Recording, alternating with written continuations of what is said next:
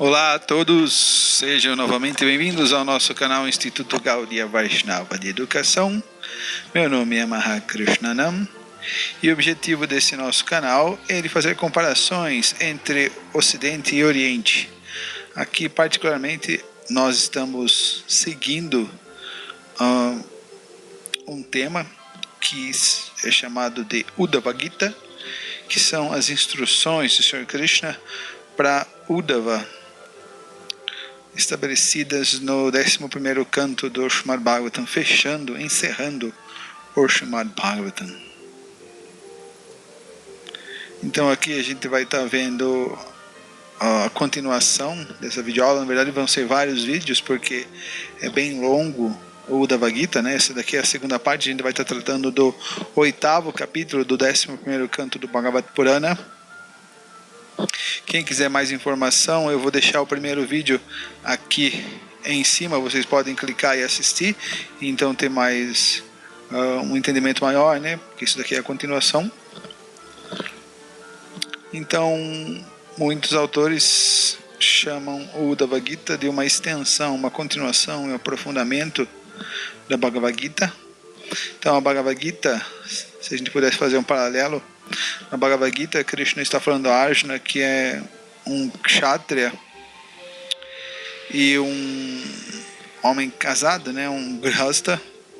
Então Krishna vai dar muita ênfase ao processo de Karma Yoga, alguém que está inserido, como ele vai se purificando por oferecer os objetos, renunciar aos frutos da ação para Krishna. Já Uddhava é um ministro de Krishna, é um brahmana, é uma pessoa muito avançada.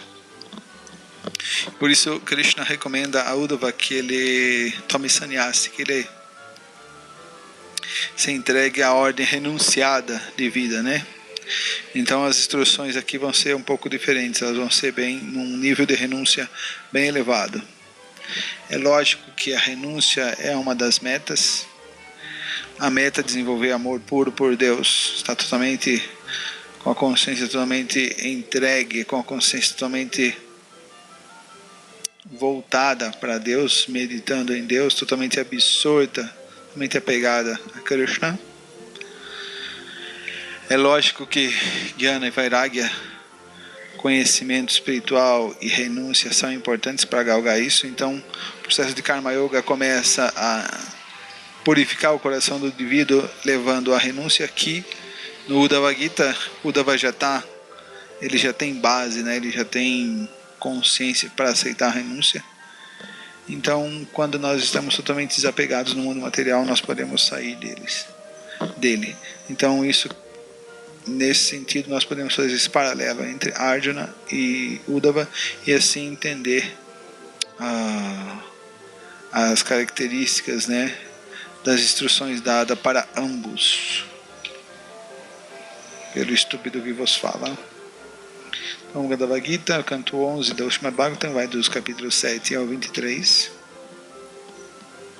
Então a gente já começa aqui com o verso 1, porque toda a introdução já foi dada no primeiro vídeo. Esse vídeo é uma continuação do Uddhava Gita 1. Então, o santo Brahmana disse: ó rei, a entidade viva corporificada automaticamente experimenta infelicidade no céu ou no inferno. Mesmo nos planetas celestiais há os seus momentos de depressão. Da mesma forma, a felicidade também será experimentada mesmo sem ser procurada. Há momentos que a gente ganha na loteria, né? Portanto, a pessoa de discriminação inteligente não faz esforço algum para obter semelhante felicidade material. Então esse verso lembra bastante aquele verso da Bhagavad Gita, né? O capítulo 2, onde Krishna fala: Matris Parshas tu Kanteya Shitoshna Sukadukaraha Agamapaina Nityastam Stitiksha Swabharata. Ó descendente de Bharata, o aparecimento temporário, transitório, vem e vai, de felicidade e aflição, são exatamente como o surgimento das estações de inverno e verão. Elas surgem devido à percepção sensorial, é a característica do mundo material. O que eu posso fazer para remediar isso? Simplesmente há de tolerá-las, ó descendente de Bharata. Titikshava Karnika. Então, aqui Krishna está falando a mesma coisa que felicidade e aflição. Nós estamos experimentando com a mente. E essa mente está inserida nesse mundo material. Então, há de se tornar a parte disso, há de se equilibrar e entender que a verdadeira meta não é buscar felicidade nem rejeitar o sofrimento. A verdadeira meta é buscar autorização, sair desse mundo material, deixar-se de se identificar, buscar ou rejeitar essas condições de felicidade e aflição no mundo e buscar autorização, buscar o Senhor Krishna. Então, Vishwanath Chakravarti Thakura explica. Ele faz uma introdução a este capítulo 8 do Bhagavad Gita, o 11º canto do Bhagavatam. Este capítulo descreve 9 mestres espirituais, começando com o Python, ou Piton, ou a Sucuri. Mais tarde, a decepção que a prostituta Pingala experimentou será descrita como a causa de sua felicidade. Não se deve trabalhar muito duro, simplesmente pela manutenção do corpo, buscando felicidade para o corpo, evitando o sofrimento do corpo. A esse respeito, o que pode ser aprendido com Python será descrito nos seguintes 4 versos. Assim como a aflição vem sem qualquer esforço, a felicidade virá até nós por conta própria. E, portanto, qual a necessidade de se esforçar para isso? Aqui o exemplo do Piton é a nossa amiga. Eu estou chamando de sucuri, estou colocando uma foto 3x4 de uma sucuri, mas imaginem que é uma cobra gigantesca. Se em alguma ocasião o alimento não vem, a pessoa santa deve então jejuar por muitos dias, sem fazer esforço algum para mudar essa situação. Ela deve compreender que tem de jejuar devido ao arranjo de Deus. Krishna quis assim. Logo, seguindo o exemplo do Python, deve permanecer tranquila e paciente. Seguindo o exemplo do Python, deve-se renunciar aos esforços materiais, ou seja, achar que a meta é agir no mundo e conseguir as coisas do mundo, e aceitar para a manutenção o alimento que vem espontaneamente, seja esse alimento delicioso ou insípido, abundante ou escasso. Ou seja, com essa atitude, a pessoa está se desconectando do mundo material. Mas a partir do momento que a pessoa faz esforços para conseguir as condições mais confortáveis, o melhor bem-estar para si no mundo e por suas expansões, como diria Prabhupada, então ela está entrando em contato, ela está se conectando ao mundo material.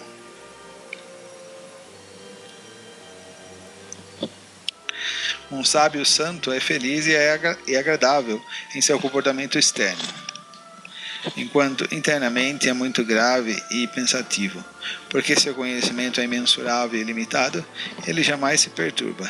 Desse modo, em todos os aspectos, ele é como as águas tranquilas do insondável e insuperável oceano, sempre plácido, né? O oceano está sempre se enchendo com os rios, mas sempre permanece o mesmo. O sol está evaporando suas águas todo dia, mas ele ainda também continua o mesmo.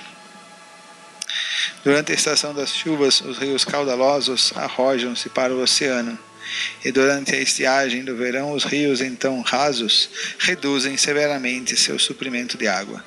O oceano, todavia, não se avoluma durante a época das chuvas, nem se resseca no cálido verão. Da mesma maneira, um devoto santo que aceitou a suprema personalidade de Deus como a meta de sua vida, algumas vezes receberá da providência grande opulência material e outras se encontrará materialmente pobre. Porém, semelhante devoto do Senhor não se rejubila na condição de prosperidade, nem fica aborrecido com a pobreza quando a pobreza o atinge. Então isso chama-se yoga, essa equanimidade. Ele não está mais interessado nesse mundo. Ele não age mais em função das coisas desse mundo. Quem não conseguiu controlar os sentidos, de imediato sente atração ao ver uma forma feminina.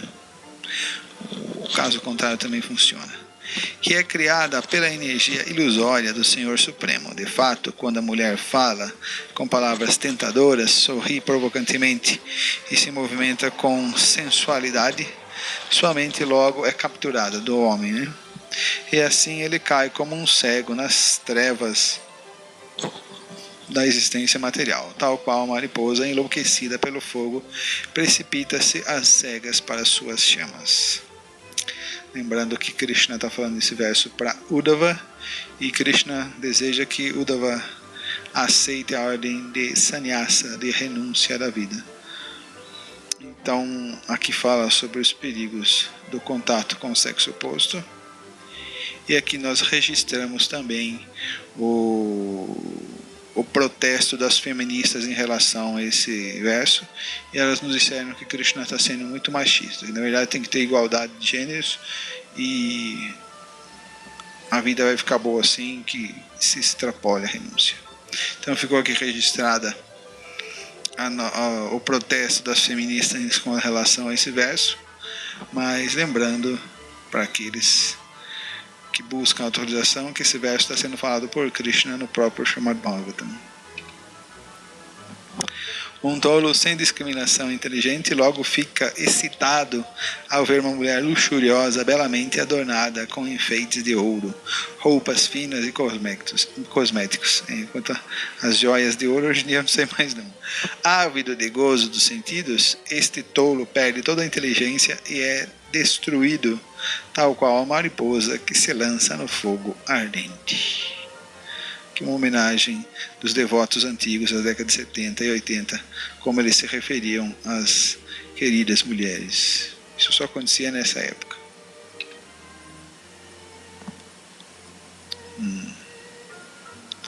A pessoa santa deve aceitar apenas o alimento suficiente para manter o corpo e a alma juntos. Deve ir de porta em porta, aceitando só um pouco de alimento de cada família. Dessa maneira deve praticar a operação da abelha. Então esse processo é chamado de Madhukari, que os brahmacharis e os sannyasis avançados realizam na Índia. Então esse é o processo de se obter alimento para os sannyasis, através da mendicagem, né, do Madhukari, a abelha coletando um pouquinho de pólen em cada flor. Assim como a abelha tira néctar de todas as flores, pequenas e grandes, um ser humano inteligente deve aceitar a essência de todas as escrituras religiosas. Então aqui do lado a abelhinha do Blind Melon.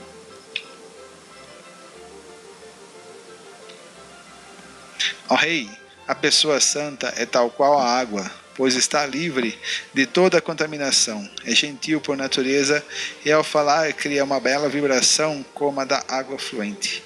Mediante o simples fato de ver, tocar ou ouvir semelhante pessoa santa, a entidade viva se purifica, assim como alguém fica limpo através do contato com água pura. Logo, a pessoa santa, tal qual um lugar sagrado, purifica todos os que entram em contato com ela, pois sempre canta Haribo, Haribo, Harirama, as glórias do Senhor. Uma pessoa santa jamais deve tocar uma moça. De fato, ele não deve nem deixar que seu pé toque uma boneca de madeira com forma de mulher. Esse verso é famoso e também está sendo falado por Krishna para Uddhava, que ouviu do Brahmanavaduta Maharaj Yadu. Mediante o contato corpóreo com uma mulher, ele com certeza será capturado pela ilusão, assim como o elefante é capturado pela fêmea devido ao desejo de tocar seu corpo. Aqui a perigosa boneca de pano. A pessoa gananciosa acumula enorme quantidade de dinheiro à custa de grande luta e dor. Mas quem tanto lutou para adquirir esta riqueza, nem sempre tem permissão de desfrutá-la pessoalmente ou dá-la em caridade aos outros. O homem ganancioso é como a abelha que luta para produzir enorme quantidade de mel, que então é roubado por um homem que o desfrutará para si mesmo ou venderá a outros. Isso nunca acontece. Não importa com quanto cuidado alguém esconda a sua riqueza, ganha a duras penas ou quanto tente protegê-la, existem aqueles que são peritos em descobrir o paradeiro de coisas valiosas e que vão roubá-las. Assim como um caçador leva embora o mel laboriosamente produzido pelas abelhas, da mesma forma, Da mesma maneira, mendicantes santos tais como brahmacharis e sannyasis têm direito de desfrutar a propriedade acumulada com o esforço pelos pais de família dedicados ao deleite familiar. Sim, Vaishnavas, brahmacharis, sannyasis, ki jai. Uma pessoa santa que mora na floresta e se encontra na ordem de vida renunciada jamais deve ouvir canções ou música que promovam o desfrute material, senão que deve estudar cuidadosamente o exemplo do veado que fica desnorteado com a doce música da corneta do caçador e assim é capturado e morto. Lembrando que também que é interessante o contexto, né? Aqui está sendo um verso falado para sannyasis e vanaprastas. Então eles não devem ouvir calypso na floresta, né? O sannyasi não deve ouvir o calypso. Deixando-se atrair por canções, dança e entretenimento musical mundanos de belas mulheres, mesmo o grande sábio Rishyashringa, filho de Mrigi, caiu como um tolo sob o controle delas, tal qual um animal de estimação, um cão bailarino. Então aqui o veado dança, né, ao som da corneta do caçador e depois o caçador pega ele já que ele está lá dançando, né? O veado dança de verdade. Assim como um peixe excitado pelo desejo de satisfazer a língua, fica fatalmente preso no anzol do pescador, do mesmo modo a pessoa tola se deixa confundir pelas extremamente perturbadoras necessidades da língua e assim é arruinada. Embora alguém possa dominar todos os outros sentidos enquanto a língua não for dominada, não se pode dizer que ele controlou os sentidos. Porém, se alguém é capaz de controlar a língua, então entende-se que ele tem pleno controle sobre todos os sentidos. Então, só controlar a língua que tudo vai se controlar naturalmente. Então, quer dizer que só por controlar a língua você vai controlar todos os outros sentidos? Em Bidu? Aqui o Infilto Neba está fazendo essa pergunta. Só que não. Olha o que Krishna fala no verso 20. Mediante o jejum, homens eruditos rapidamente controlam todos os sentidos, exceto a língua. Porque através do fato de abster-se de alimentos, esses homens são afligidos do desejo ainda maior de satisfazer o paladar. Então, o que se deve fazer para controlar a língua? Krishna Prasara! Adorei essa forma. Opa! Ixi. Como o vídeo de um Hare Krishna vai ter uma foto dessa? Que estúpido. Moralismos à parte. A história de Pingala, a prostituta. Leitura da história de Pingala nas páginas do Bhagavatam. Então vamos lá, gente. Tirando aqui, muito bem. Certa vez, aquela prostituta, com o desejo de levar um amante para sua casa, ficou a noite postada, que nem um poste, à porta, mostrando sua bela forma. Ao melhor entre os homens, essa prostituta estava muito ansiosa para ganhar dinheiro e, enquanto ficava de pé à noite na rua, examinava todos os homens, era médica, né? Que passavam pensando: este na certa tem dinheiro, sei que pode pagar o preço e tenho certeza de que apreciaria muito minha companhia. Assim, ela pensava acerca de todos os homens na rua. Enquanto a prostituta Pingala, não Piusha, permanecia à porta, muitos homens vieram e se foram, passando junto à sua casa. Seu único meio de vida era sua casa de prostituição. Por isso ela, cheia de ansiedade, pensava: talvez este que vem vindo agora seja muito rico. Ele não vai parar, mas tenho certeza de que algum outro virá. Sem dúvida, este homem que vem agora vai querer pagar por meu amor e provavelmente dará muito dinheiro. Desse modo, com esperança vã, ela permaneceu encostada à porta, sem poder terminar seu negócio e ir dormir. Em virtude da ansiedade, ela, às vezes, caminhava até a rua e às vezes entrava em casa. Assim, aos poucos, chegou a meia-noite. Vai virar lobisomem. À medida que a noite passava, a prostituta, que tanto desejava dinheiro, aos poucos ficou taciturna e ficou carrancuda, e seu rosto murchou que nem um maracujá. Desse modo, cheia de ansiedade por obter dinheiro e muito desapontada, começou a sentir grande desapego de sua situação e a felicidade surgiu em sua mente. Veja como Krishna age. A prostituta sentiu nojo de sua situação material e assim se tornou indiferente a ela. De fato, o desapego age como uma espada, cortando em pedaços a aprisionante rede das esperanças. Esse é o problema, a gente tem esperança de no futuro ser feliz. Agora não deu certo, mas no futuro eu vou conseguir ser feliz nesse mundo, vou conseguir cumprir meu objetivo e vou vencer. E pedaços aprisionantes de rede das esperanças e desejos materiais. Agora ouve de mim, por favor, a canção que a prostituta cantou naquela situação. Tá vendo? Cantora ainda, né? Ixi, que luxo. Ó rei, assim como um ser humano destituído de conhecimento espiritual jamais deseja abandonar seu falso sentido de propriedade sobre muitas coisas materiais, do mesmo modo, quem não desenvolveu o apego jamais deseja renunciar ao cativeiro do corpo material.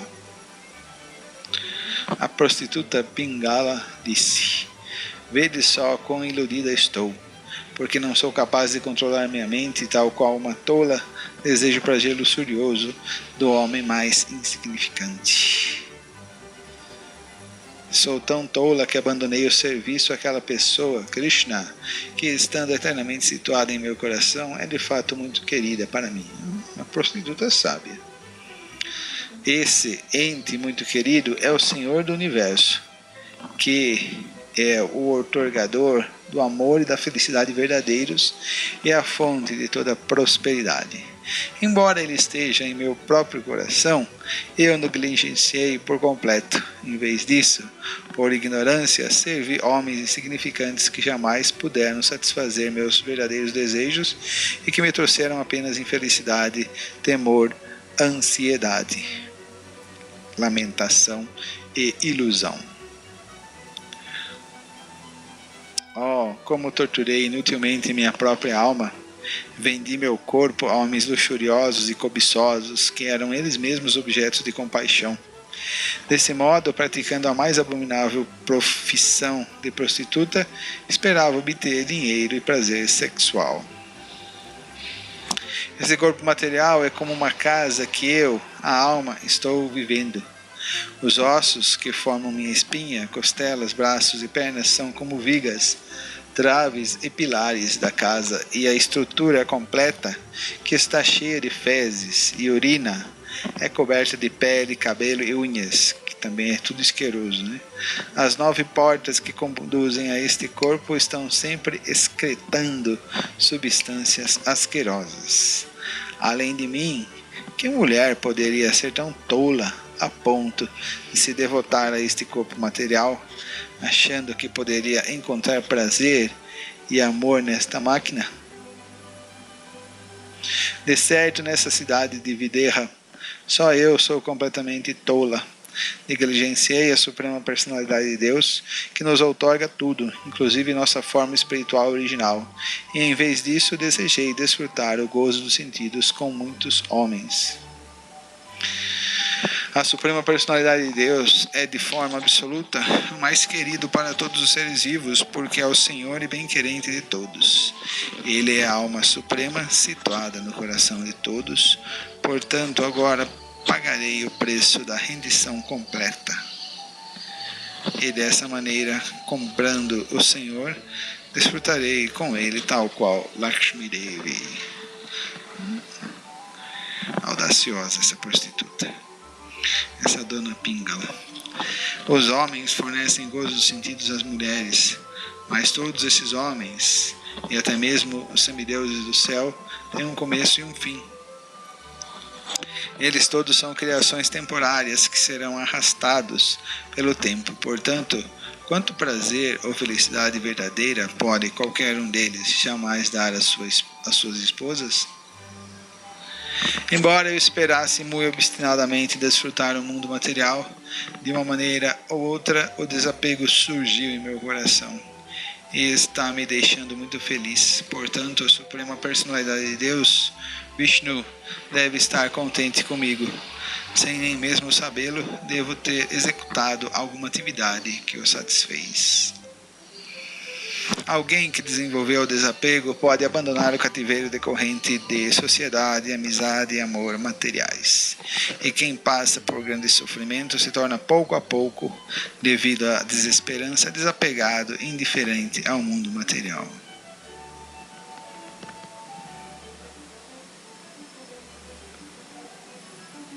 Logo, em virtude de meu grande sofrimento, este desapego despertou em meu coração. Como poderia eu, todavia, ter passado por tão misericordioso sofrimento se fosse, de fato, desafortunada? Portanto, sou, na verdade, afortunada e recebi a misericórdia do Senhor. Ele, de um modo ou de outro, deve estar satisfeito comigo. Com devoção aceito o grande benefício que o Senhor me prestou. Tendo abandonado meus desejos pecaminosos de gozo dos sentidos, agora me refugio nele, a Suprema Personalidade de Deus. Agora estou completamente satisfeita e tenho plena fé na misericórdia do Senhor. Portanto, vou me manter com qualquer coisa que venha por sua própria conta. Aí agora ela virou Piton. Desfrutarei a vida apenas com o Senhor, porque Ele é a verdadeira fonte de amor e felicidade. As atividades referentes ao gozo dos sentidos roubam a inteligência da entidade viva, e por isso esta cai no poço escuro da existência material. Dentro desse poço, ela é então agarrada pela serpente fatal do tempo. Quem, senão a Suprema Personalidade de Deus, poderia salvar a pobre entidade viva de tão desesperada condição? Ao ver que o universo inteiro foi capturado pela serpente do tempo, a entidade viva se torna sóbria e sã, e nesse momento desapega-se de todo o gozo dos sentidos materiais. Nesta condição, a entidade viva está qualificada para ser seu próprio protetor. O Avaduta disse: dessa maneira completamente decidida, Pingala cortou todos os seus desejos pecaminosos de desfrutar prazer sexual com amantes e situou-se em perfeita paz. Ela então sentou-se em sua cama. O desejo material é sem dúvida a causa da mais profunda infelicidade. E estar livre de semelhante desejo é a causa da maior felicidade. Por isso, cortando de uma vez por todas seu desejo de desfrutar com supostos amantes, Pingala. Agora tá certo a escrita. Foi dormir muito feliz, tá vendo? Dormir sozinho é muito melhor do que dormir acompanhado.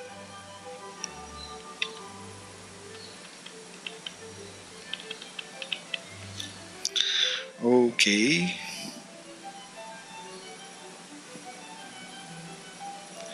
Shila Prabhupada aqui.